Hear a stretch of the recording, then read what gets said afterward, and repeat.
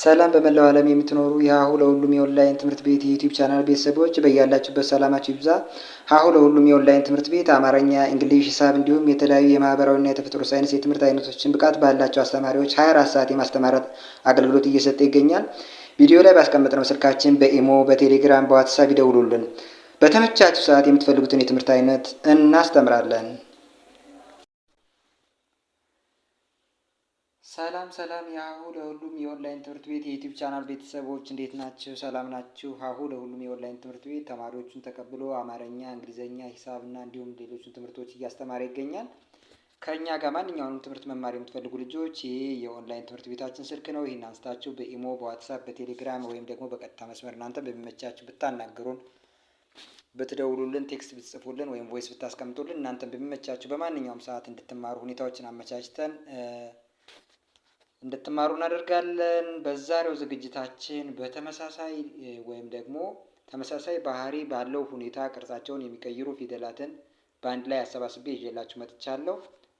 ብዙዎቻችሁ አማርኛ ፊደላትን ለመረዳት በጣም ብዙ ሆሄያት ወይም ብዙ ፊደላት ስላላቸው በጣም ተቸግረናል ወይም ደግሞ ለመያዝ በጣም ከባድ ነው እያላችሁ የምትሉ ልጆች አላችሁ። ግን እሱ በጣም ቀላልና አጭር በሆነ መንገድ መረዳት ወይም ደግሞ መያዝ ቅርጻቸውን እንዲሁም ደግሞ ድምጻቸውን ወይም ደግሞ ስማቸውን በቀላሉ እየጠራችሁ መያዝ የምትችሉበት መንገድ አለ። እሱን ዛሬ አንድ ባንድ እንዴት እንደምትይዟቸው የማሳያችሁ ይሆናል።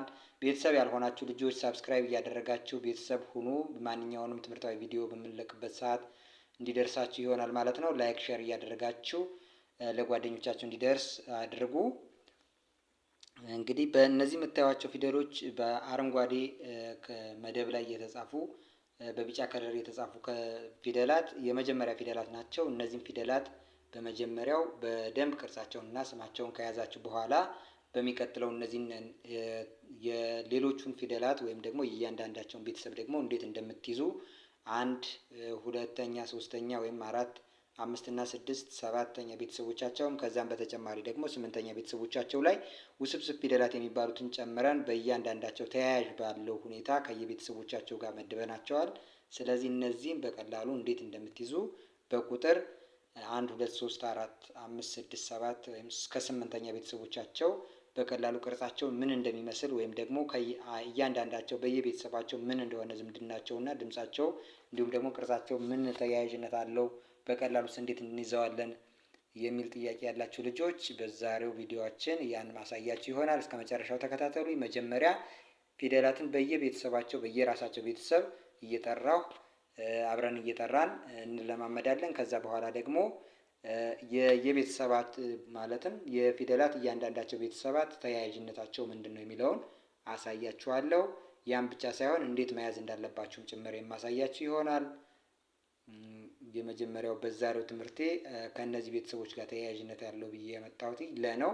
ለ፣ ሉ፣ ሊ፣ ላ፣ ሌ፣ ል፣ ሎ። ከዛ በተጨማሪ ደግሞ ሏ የሚባል የለቤተሰብ ጋር ተያያዥነት ያለው ውስብስብ ፊደል አለ። ይሄ ሏ ይባላል የምታዩት።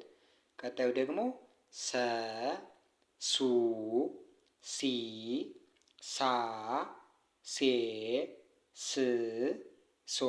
ከዛ ሷ የሚባል ውስብስብ ፊደል አለ ማለት ነው። ቀጣዩ ሸ፣ ሹ፣ ሺ፣ ሻ፣ ሼ፣ ሽ፣ ሾ። ይሄ ደግሞ ሿ የሚባል የሸ ቤተሰብ የሆነ ውስብስብ ፊደል ወይም ደግሞ ከሁለት በላይ ተነባቢ ድምጽ ያለው ፊደል ነው ማለት ነው። የሸ ፊደል ጋር ተያያዥነት ያለው ድምጽ አለው። ስለዛ ነው አብሮ የመጣው። ቀጣዩ ደግሞ በ፣ ቡ፣ ቢ፣ ባ፣ ቤ፣ ብ፣ ቦ። ከዛ ከበጋ የመጣው ፊደል ቧ ከበ ቤተሰብ ጋር ተያያዥነት ያለው ውስብስብ ፊደል ቧ ይባላል። ቀጣዩ ደግሞ ቨ፣ ቡ፣ ቪ፣ ቫ፣ ቬ፣ ቭ፣ ቮ። እዛ ቫ ይሄን ትይዛላችሁ። ቫ። አ፣ ኡ፣ ኢ፣ አ፣ ኤ፣ እ፣ ኦ። ከዛ ኦ የሚባል ውስብስብ ፊደል የለውም። ምክንያቱም የአ ቤተሰብ በአማርኛ ፊደል ውስጥ የአ ፊደል ቤተሰቦች አናባቢ ተብለው ይታወቃሉ። ሌሎቹ ደግሞ ተነባቢ ናቸው። ለዛ ነው እነዚህ ተነባቢዎች ናቸው ራሳቸውን ውስብስብ ፊደል አድርገው ወይም ደግሞ ከአናባቢዎች ጋር ባላቸው ጥምረት ውስብስብ ፊደል የተመሰረተው። እነዚህ አናባቢዎች እና ከሁለት በላይ ተነባቢዎች ሆነው ነው። ለምሳሌ እያንዳንዳቸው አናባቢዎች ከተነባቢዎች ጋር እና ሁለት ተነባቢ ሆነው እነዚህ ውስብስብ ፊደል የተፈጠሩት። ስለዚህ ይሄ ደግሞ አናባቢ ነው። ኦ የሚባል ውስብስብ ፊደል ስለሌለ እዚህ ጋር አላመጣሁትም ማለት ነው። ቀጣዩ ከ፣ ኩ፣ ኪ፣ ካ፣ ኬ፣ ክ፣ ኮ እዛ ኳ የሚባል ውስብስብ ፊደል አለ። ይሄ እንግዲህ በአማርኛ ጽሑፍ ውስጥ ይሄን ፊደል ታገኙታላችሁ። ሀ፣ ሁ፣ ሂ፣ ሃ፣ ሄ፣ ህ፣ ሆ ከዛ ኋ የሚባል ደግሞ እንደዚሁ ከሀ ቤተሰብ ጋር አብሮ የመጣ ውስብስብ ፊደል ነው።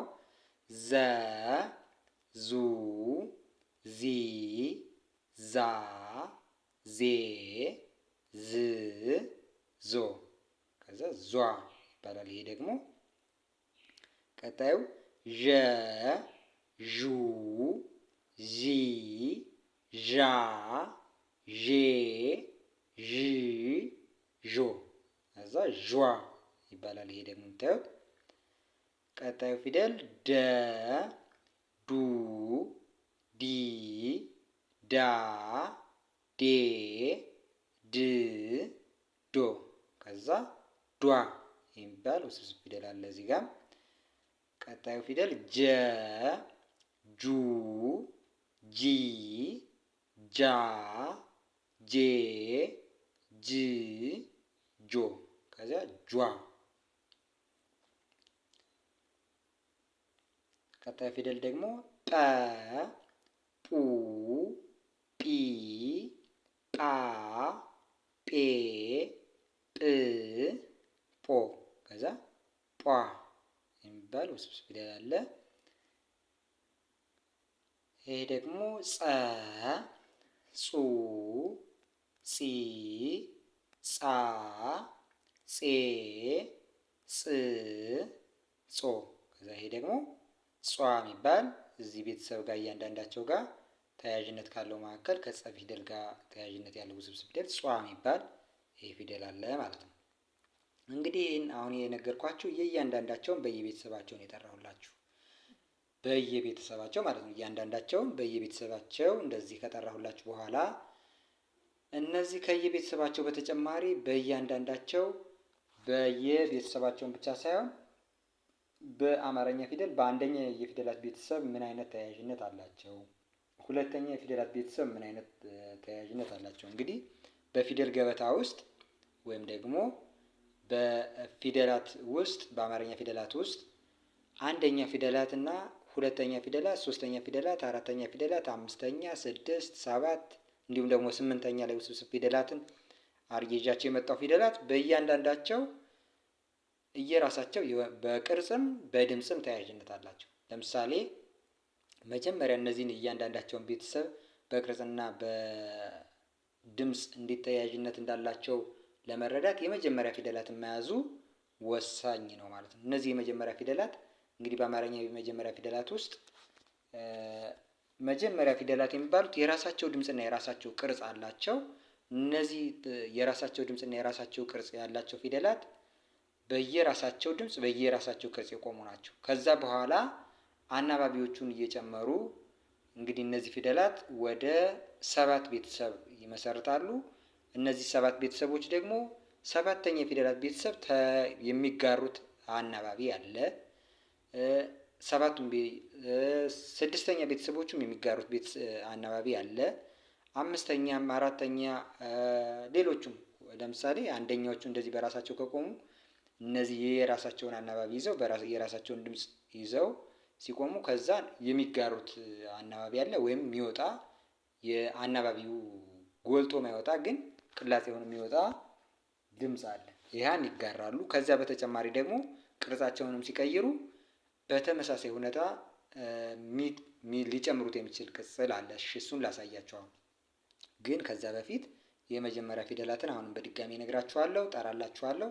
እነዚህን የመጀመሪያ ፊደላት ከቻላችሁ ጽፋችሁ እየደጋገማችሁ ያዟቸው።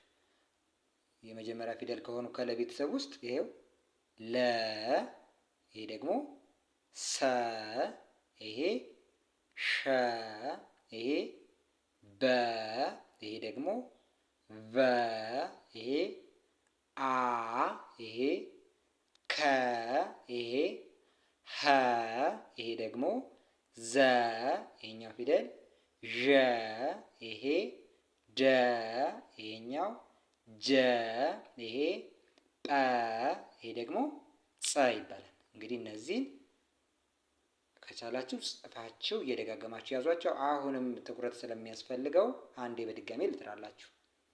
ምክንያቱም በኋላ እነዚህን መሰረት አድርጋቸው ነው ስለ ቅርጻቸው እና ስለ ድምጻቸው ተያያዥነት የምናወራው። ይህን መሰረት አድርገን ነው።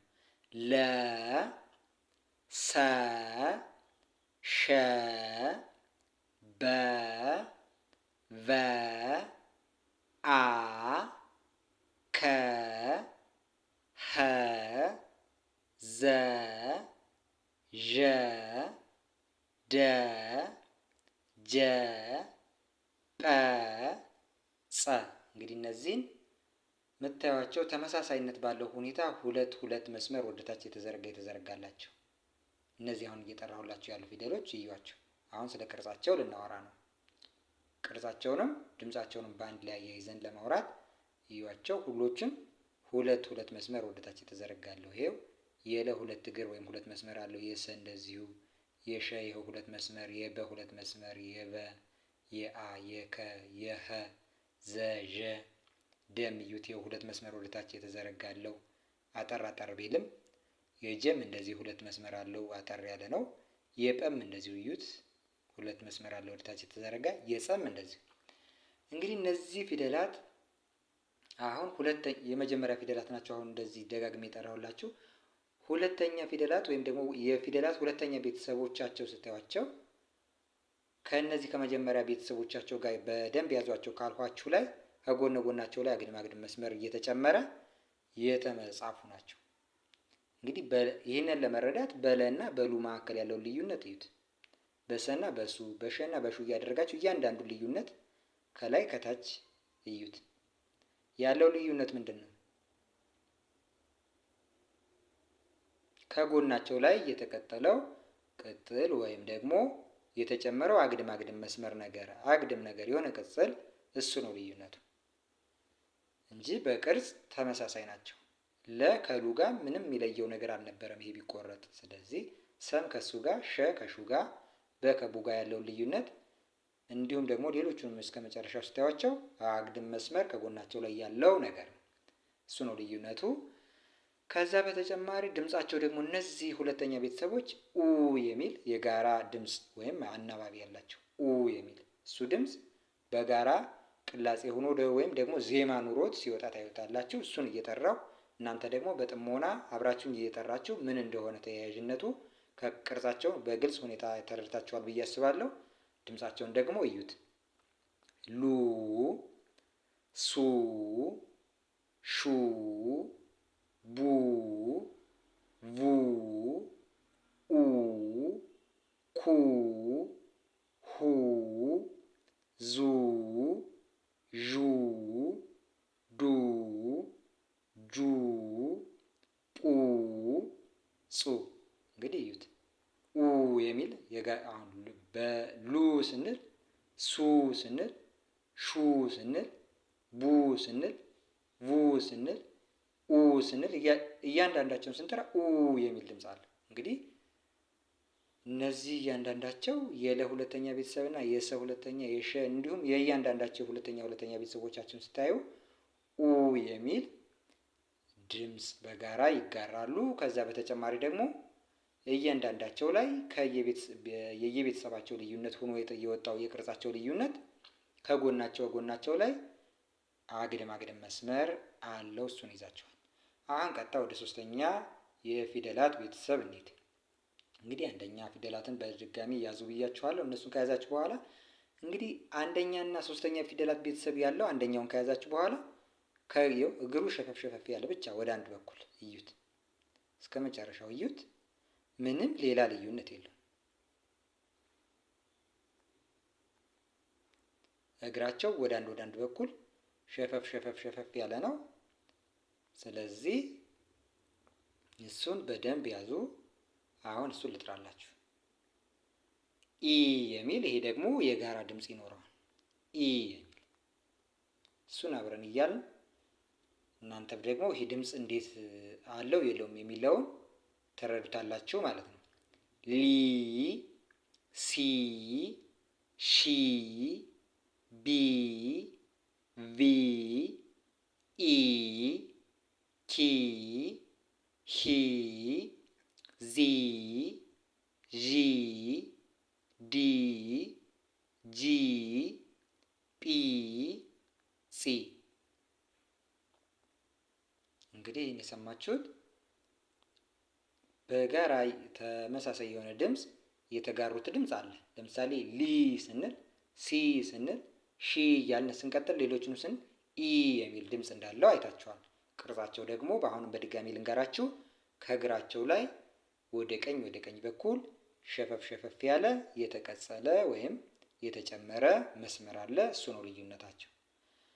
አራተኛ የፊደላት ቤተሰብ ጋር ስንመጣ እንግዲህ እነዚህ ባለ ሁለት እግር ወይም ሁለት መስመር ወደታች የተዘረጋ ያላቸው ፊደሎች ናቸው። እንደዚህ አድርጌ ይዣቸው የመጣው የእነዚህ ፊደሎች አራተኛ ቤተሰቦቻቸው ጋር ስንመጣ በግራ በኩል ያለው አንድ መስመራቸው አጠር አጠር ይልና በቀኝ በኩል ያለው ረዘም ረዘም ይላል። እዩዋቸው፣ ሁሎችም ይሄ ባህሪ ያላቸው።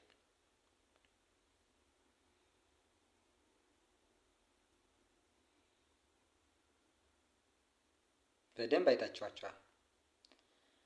ከይህንን የቅርጻቸው ተያያዥነት በዚህ መንገድ ካያችሁ ድምጻቸው ደግሞ አ የሚል የጋራ ድምፅ ይጋራሉ።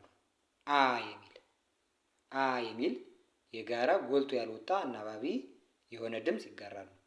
እሱን ደግሞ እየጠራው እናንተም እየጠራችሁ አብረን እናየዋለን ማለት ነው። ላ፣ ሳ፣ ሻ፣ ባ፣ ቫ፣ አ፣ ካ፣ ሀ፣ ዛ፣ ዣ፣ ዳ፣ ጃ፣ ጳ፣ ጻ። ይሄው እንደሰማችሁት አ የሚል የሆነ የጋራ የሆነ ድምፅ አለው።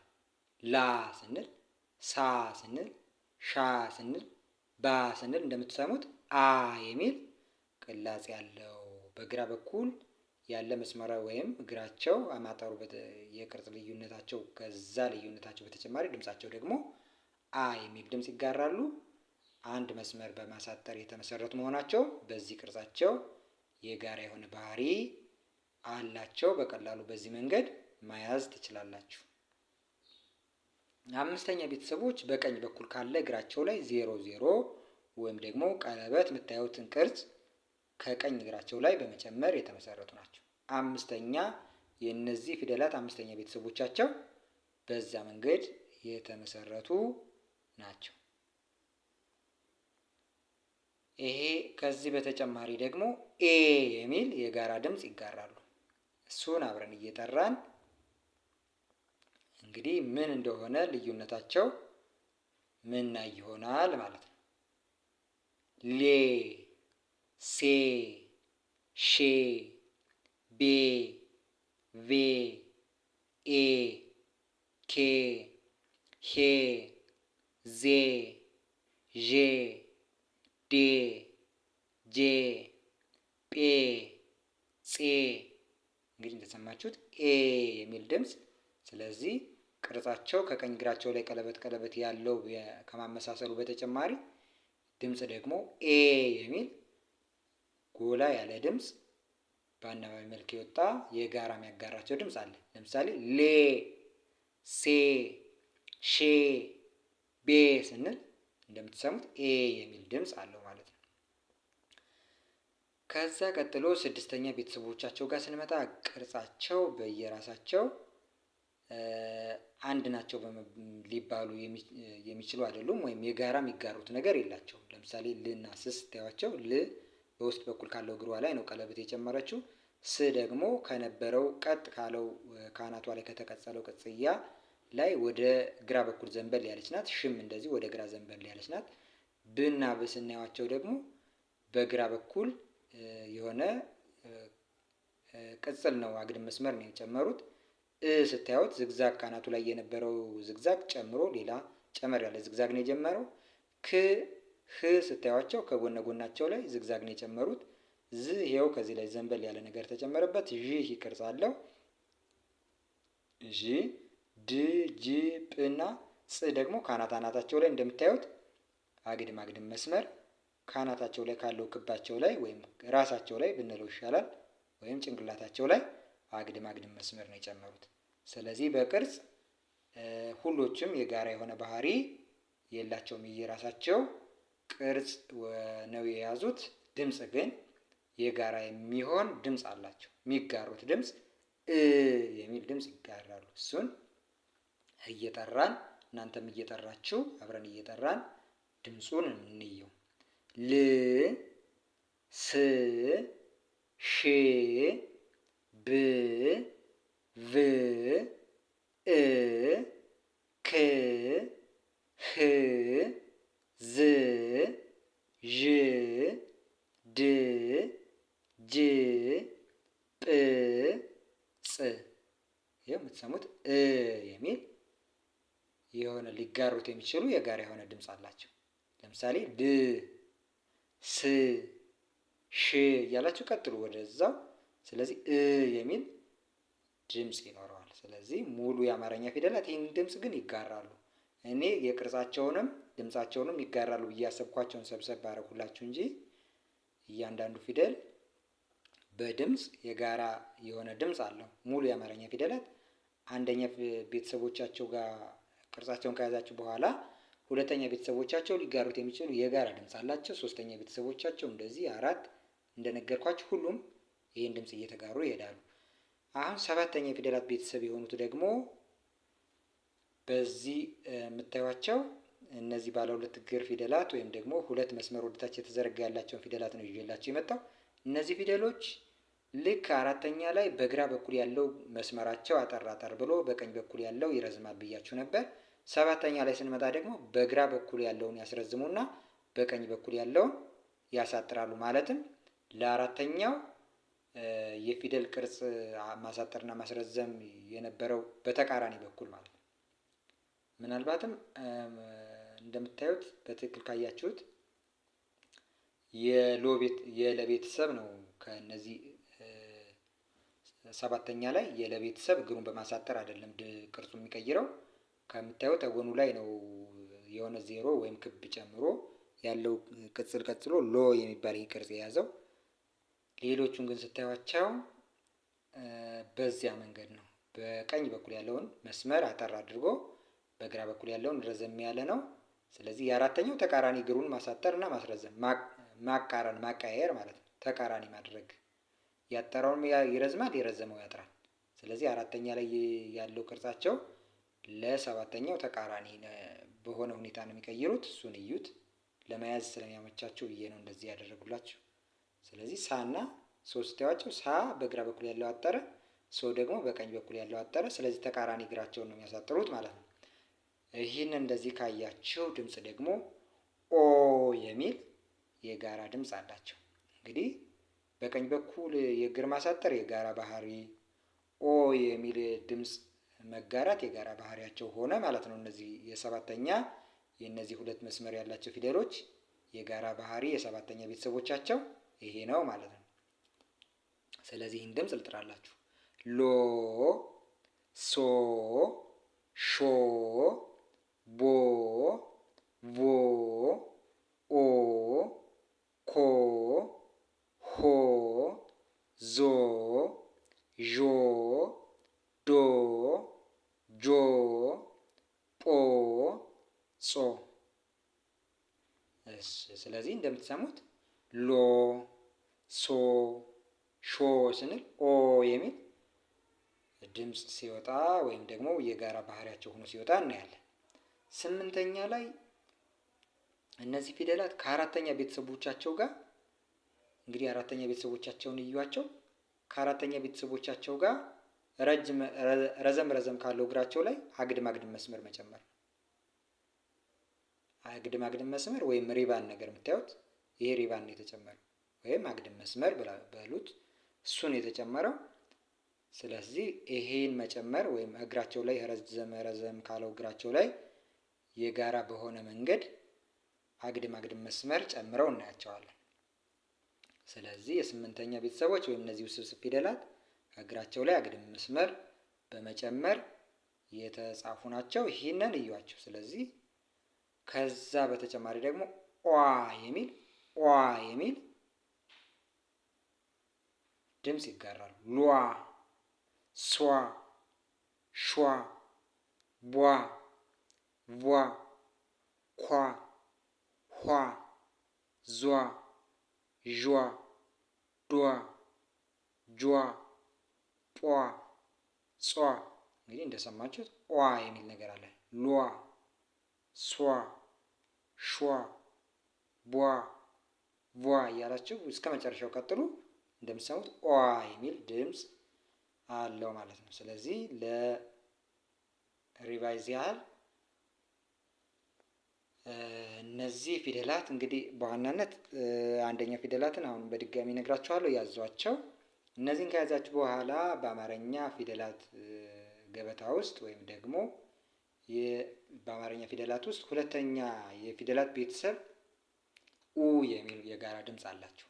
ከእነዚህም በተጨማሪ ሌሎቹም አንድ እግርና ቅርጽ አልባ ወይም ደግሞ እግር አልቦ የሚባሉ ፊደላትም ጭምራሉ። ዛሬ ያመጣሁላችሁ ባለ 2 እግር ወይም 2 መስመር ወደታች የተዘረጋውንና እንዲሁም ደግሞ ድምፅ የሚጋሩትን ነው። ሌሎቹንም እንደዚህ ስታዩቸው ይሄ ኡ የሚል ድምፅ ይጋራሉ ሁሎቹም የአማርኛ ፊደላት። 3ኛ ደግሞ ኢ የሚል ድምፅ ይጋራሉ።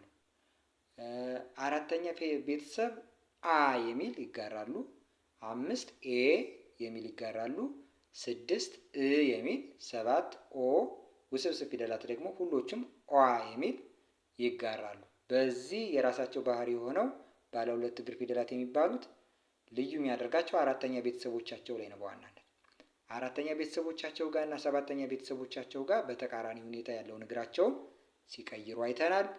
እንግዲህ ይህንን ሁሉ በደንብ እንደዚህ አድርጋችሁ ተከታትላችሁ እየተማራችሁ እውቀታችሁን እያሳደጋችሁና እንዲሁም ደግሞ የትምህርት ፍላጎት ኑሯችሁ እየጣራችሁ እየለፋችሁ ያላችሁ ልጆች ይህን ያህል እየለፋችሁ ምናልባትም ደግሞ ተጨማሪ እውቀት በአጭር ጊዜ ማወቅ እንፈልጋለን፣ ምንም ያልጀመራችሁም ቢሆን ይህ ቪዲዮ ደርሷችሁ እንደዚህ አልገባኝም የሚያስተምረኝ ሰው ያስፈልጋል የምትሉ ልጆች የኦንላይን ትምህርት ቤታችን ስልክ ስላለ እሱ ጋር በቮይስ ብታስቀምጡልን፣ ቴክስት ብትጽፉልን ወይም ደግሞ በቀጥታ መስመር ብትደውሉልን፣ በኢሞ፣ በዋትሳፕ፣ በቴሌግራም ብትደውሉልን በማንኛውም ሰዓት 24 ሰዓት ስለሆነ የምናገለግለው እናንተን በሚመቻችሁ ሰዓት እንድትማሩ ሁኔታዎችን አመቻችተን እንድትማሩ እናደርጋለን። በሌላ ዝግጅት እስከምንገናኝ ሰላም።